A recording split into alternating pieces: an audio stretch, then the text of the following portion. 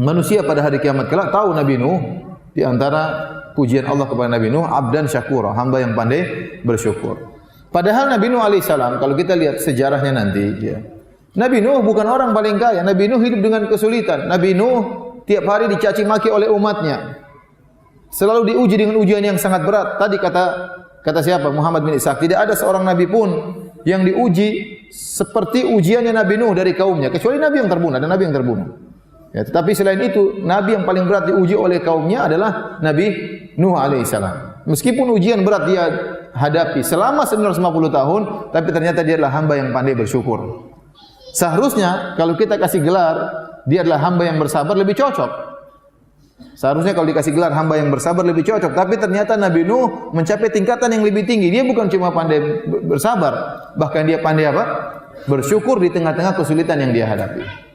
Dia pandai bersyukur di tengah-tengah kesulitan dan ujian yang luar biasa yang dia hadapi. Ini di antara keistimewaan Nabi Nuh alaihissalam. Dan Nabi Nuh alaihissalam, kenapa dikatakan hamba yang pandai bersyukur? Maka ada beberapa pendapat di kalangan para ulama. Di antaranya Nabi Nuh alaihissalam lisannya selalu memuji Allah Subhanahu wa taala. Setiap dia dapat kenikmatan selalu dia memuji Allah, alhamdulillah.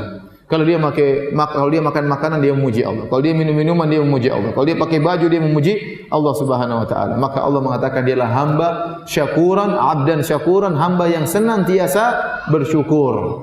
Selalu mengingat kebaikan Allah Subhanahu wa taala. Ujian berat yang dia hadapi seakan-akan terlupakan. Itulah Nabi Nuh alaihissalam. Ya. Dan Allah suka dengan hamba yang seperti itu. Dalam hadis kata Nabi sallallahu alaihi wasallam, "Inna Allah la yardu 'anil 'abdi idza akala al-aklata fayahmaduhu 'alaiha aw ayashraba asy-syarba fayahmaduhu 'alaiha." Allah sungguh ridha, suka kepada seorang hamba kalau dia makan makanan lantas dia memuji Allah. Kalau dia minum minuman maka dia memuji Allah. Ya, makanya di antara sunnah kalau kita setelah makan, setelah minum kita baca doa, alhamdulillahilladzi at'amani hadzal ta'am min ghairi haulin minni wala quwwah. Ya, segala puji bagi Allah yang telah menganugerahkan kepadaku makanan ini atau minuman ini tanpa ada daya upaya dariku. Atau paling tidak kita mengatakan alhamdulillahirabbil alamin, ya. Ini di antara keistimewaan Nabi Nuh. Di antara keistimewaan Nabi Nuh alaihissalam yang lain, Nabi Nuh alaihissalam adalah Rasul yang pertama yang Allah utus ke atas muka bumi. Rasul yang pertama. Jadi antara Nabi Nuh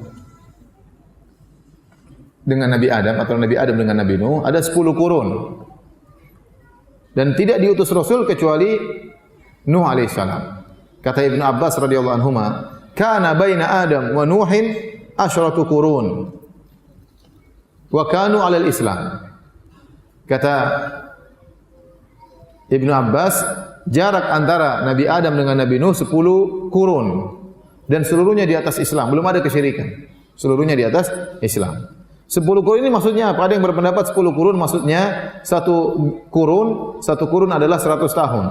Berarti kalau 10 kurun 1000 tahun, berarti jarak antara Nabi Adam dengan Nabi Nuh adalah 1000 tahun. Ini pendapat. Pendapat yang lain disebutkan juga oleh Ibnu Katsir rahimahullahu taala bahwasanya qarn bisa dimaksudkan adalah generasi.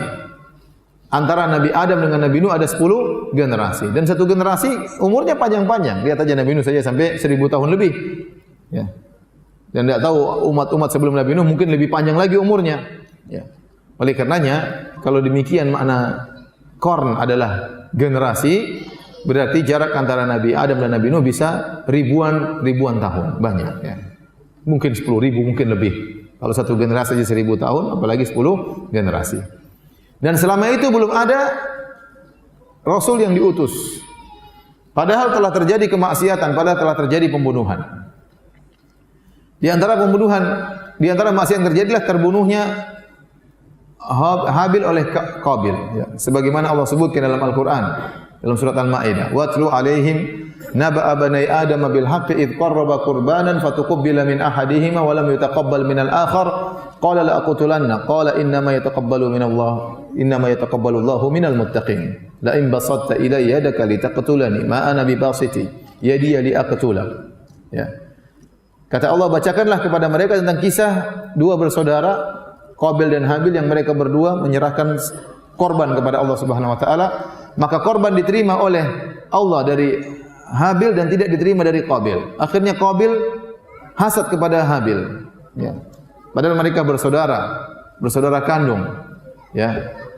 Saking hasadnya dia berkata, la aqtulannak, sungguh aku benar-benar akan bunuh engkau wahai adikku. Dia ingin bunuh adiknya sendiri. Maka adiknya berkata, innama yataqabbalullahu minal muttaqin. Ya, korban itu diterima dari orang yang bertakwa. Ya. Akhirnya kata dia, la in basatta ilayya yadaka litaqtulani. Kalau kau ingin membunuhku, aku tidak akan membalas. Silakan bunuh aku. Akhirnya kakaknya bunuh dia.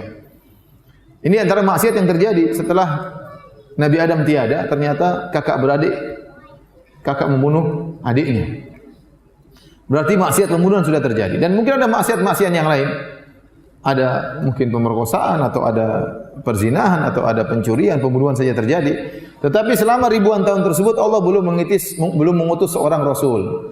Kapan seorang rasul diutus oleh Allah? Tatkala muncul kesyirikan. Dan kesyirikan yang pertama kali terjadi di alam semesta adalah kesyirikan yang terjadi di zaman kaumnya Nabi Nuh alaihissalam. Maka saat itulah Allah mengutus Nabi Nuh alaihissalam. Apa kata Allah Subhanahu wa taala menceritakan tentang perkataan kaum Nabi Nuh dalam surat Nuh? Kata Allah, wa qalu la tadharunna alihatakum wa la tadharunna waddan wa la suwa'an wa la yaghutha wa ya'uqa wa nasra wa qad adallu katsira. Para kaum Nabi Nuh saling mengingatkan di antara mereka untuk bersabar menyembah tuhan-tuhan mereka. Jadi bersabar dalam kesyirikan, sabar menyembah syirik. Kata mereka, jangan sekali-sekali kalian meninggalkan Wat, Suwa, Yaguth, Ya'uq, Nasr. 5 Tuhan kita ini jangan ditinggalkan. Sembah terus 5 Tuhan kita ini. Jadi mereka sering mewasiatkan. Nah, siapakah 5 orang ini? Dijelaskan oleh Ibnu Abbas radhiyallahu anhu dalam Sahih Al-Bukhari. Ya. Ibnu Abbas berkata, haula'i asma'u rijalin salihin min qaumi Nuh. Ini 5 orang ini adalah nama orang-orang soleh di zaman Nabi Nuh alaihissalam. Falamma matu, tatkala 5 orang soleh ini meninggal dunia, auha syaitan ila qaumihi, maka syaitan memberi wahyu, membisikkan kepada kaum Nabi Nuh, anin sabu ila majalisihim allati kanu yajlisuna fiha ansaba wa sammuha bi asma'ihim. Kata syaitan ingin menggoda manusia, menjerumuskan kepada kesyirikan, tapi syaitan melalui tahapan. Tahapan pertama disuruh bangun dulu patung-patung. Kata syaitan, bangun patung-patung di tempat biasa mereka duduk-duduk bermajelis, kemudian namakan patung-patung tersebut dengan nama-nama orang-orang saleh tersebut. Tujuannya apa? Agar termotivasi orang kalau lihat patung orang saleh tersebut semangat beribadah, ingat ketakwaan mereka, memotivasi masyarakat untuk beribadah kepada Allah. Fa fa'alu wa lam tu'bad, maka mereka pun bangun patung-patung mereka namakan dengan nama-nama orang saleh tersebut, namun patung-patung tersebut belum disembah. Kapan disembah? Tahapan berikutnya oleh syaitan. Falamma halaka ulaik wa nusiyal ilmu ubidat. Tatkala generasi pertama yang bangun patung-patung tadi meninggal dunia, muncul generasi-generasi berikutnya, dan generasi-generasi berikutnya tidak tahu tujuan dibangun patung ini untuk memotivasi. Datang syaitan lagi mewahyukan bahwasanya patung-patung ini disembah, dan kalau disembah akan mendatangkan maslahat-maslahat. Akhirnya disembahlah patung-patung tersebut. Demikian cara syaitan menggoda manusia. Jadi ternyata kesyirikan pertama kali terjadi di alam semesta adalah di zaman Nabi Nuh alaihissalam. Sehingga Allah pun mengutus Nabi Nuh alaihissalam. Dan ternyata sebab terjadi kesyirikan di alam semesta adalah karena mengkultuskan orang-orang soleh. Berlebih-lebihan, gulu fi salihin, berlebih-lebihan terhadap orang-orang soleh. Dan ini yang telah disebutkan oleh Ibnu Hajar rahimahullah bahwasanya sebab utama terjadi kesyirikan di alam semesta ini adalah terlalu berlebih-lebihan kepada orang soleh. Dan ini benar. Ya, kalau kita berbicara tentang berbagai macam kesyirikan di alam semesta adalah sebabnya karena bersikap mengkultuskan orang-orang soleh. Contoh kaum Nabi Nuh, siapa? Wat, Suwa, Yaguth, Ya'uq, Nasr. Ini orang-orang soleh. Dikultuskan, akhirnya lama-lama disembah.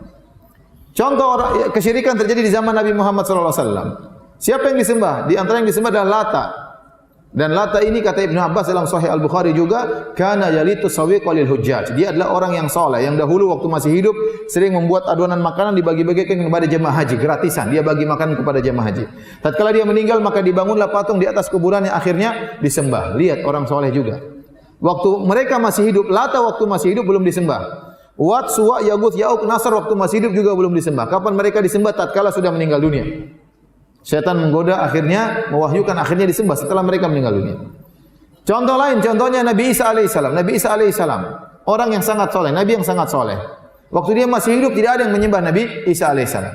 Tidak ada dari Hawariyin, dari sahabat-sahabat Nabi Isa yang menyembah Nabi Isa alaihissalam. Kapan Nabi Isa disembah? Tatkala diangkat oleh Allah, baru kemudian disembah. Setelah dia tiada, baru disembah oleh orang-orang Nasara yang jumlah mereka sekarang miliaran. Jumlah mereka sekarang apa? Miliaran di atas kesyirikan yang disebut oleh Allah ad-dhalin, orang-orang yang sesat. Kita bicara tentang Buddha. Buddha Siddhartha Gautama waktu dia masih hidup belum disembah. Tidak ada sahabat-sahabat Buddha yang menyembah Buddha, apalagi para tabi'in dari tidak ada yang menyembah Buddha. Ya. Oleh karenanya ada risalah S3 disertasi di Universitas Islam Madinah yang tulis orang Thailand, kakak kelas saya. Ya. Dia tulis tentang hakikat dari agama Buddha. Dia sebutkan waktu Buddha masih hidup berdasarkan literatur sejarah tidak ada yang menyembah Nabi Buddha, tidak ada yang menyembah Buddha. Dan Buddha tidak pernah mengaku sebagai Tuhan dan dia tidak pernah menciptakan pohon, tidak pernah menciptakan hewan. Dia hanyalah orang bijak yang menyampaikan nasihat-nasihat yang indah. Waktu dia masih hidup tidak ada yang sembah. Tatkala dia sudah meninggal baru apa? Baru disembah. Baru disembah oleh kaumnya, ya. Dan demikianlah kesyirikan-kesyirikan yang ada. Ya. Banyak wali-wali yang disembah, sunan-sunan disembah, didatangi, dimintai doa dan macam-macamnya, berdoa meminta kepada penghuni kubur setelah mereka meninggal dunia. Setelah mereka meninggal dunia. Oleh karena dari sini kita tahu kenapa Nabi sallallahu alaihi wasallam sangat keras dalam masalah kuburan.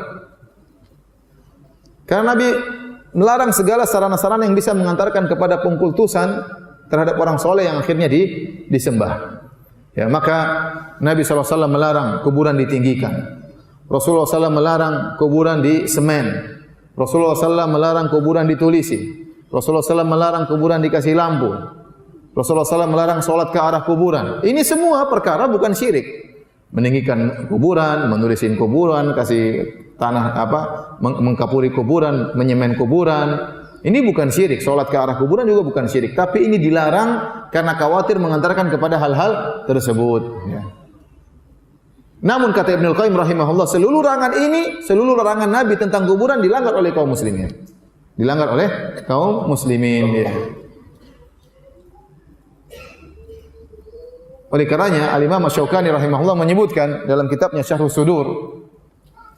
Dia sebutkan, antum bayangkan ada seorang masuk ke kuburan orang soleh. Kemudian kuburan ini ternyata tinggi, ditinggikan. Kemudian dilapisi dengan sitar, dengan kain, ditulis tulisan kaligrafi. Kemudian dikasih dupa-dupa, kemudian dikasih lampu, ya. Kemudian ada orang baca Quran sekitarnya. Tatkala orang datang, apa perasaan dia? Ini jangan-jangan mayat ini bisa beri manfaat, bisa beri mudarat. Timbul keyakinan tersebut muncul dengan sendirinya, apalagi orang-orang awam. Akhirnya para orang minta kepada penghuni kubur tersebut. Akhirnya itu kesyirikan yang dilarang. Dan itu banyak terjadi. Banyak orang-orang datang ke kuburan kemudian minta kepada kuburan. Kalau menziarahi kuburan bagus. Menziarahi kuburan tujuannya apa? Untuk mengingat kematian, untuk mendoakan penghuni kubur. Itu tujuan ziarah kubur yang sunnah. Tujuannya untuk mengingat kematian agar kita ingat bahwasanya kita akan meninggal seperti dia. Yang kedua untuk mendoakan penghuni kubur. Sebagaimana para sahabat yang masih hidup datang ke kuburan syuhada Uhud mendoakan para syuhada Uhud. Bukan minta-minta kepada mereka. Namun ternyata syariat yang indah ziarah kuburan ini terkadang berubah. Orang-orang datang bukan mendoakan penghuni kubur, malah minta-minta kepada penghuni kubur.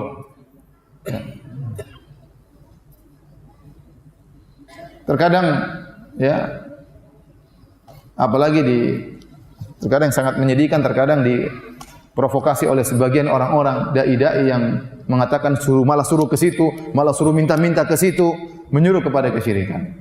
Ini adalah sebab terjadinya kesyirikan di alam semesta, sikap berlebih-lebihan kepada orang-orang soleh. Ya.